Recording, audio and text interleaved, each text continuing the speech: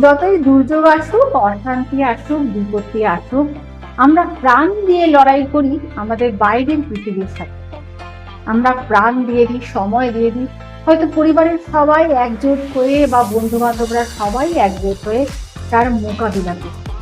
কিন্তু এই লড়াই যখন আমরা করে ফেলি নিজের লোকের সঙ্গে, নিজের লোক, কাছের লোক, বুকের মাঝের লোকের সঙ্গে, তখন সেই লড়াইয়ের শেষেও আমরা নিজেদের মতো করে জিতে যাই দুজনেই।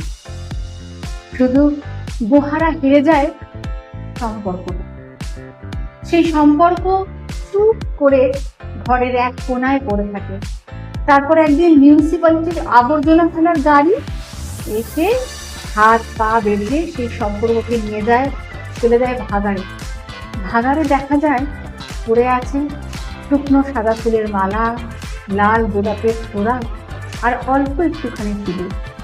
তাই লড়াই কার সাথে করবেন, বাইরের সাথে ভেতরের সাথে না নিজের সাথে, আমাদেরই ঠিক করতে হবে।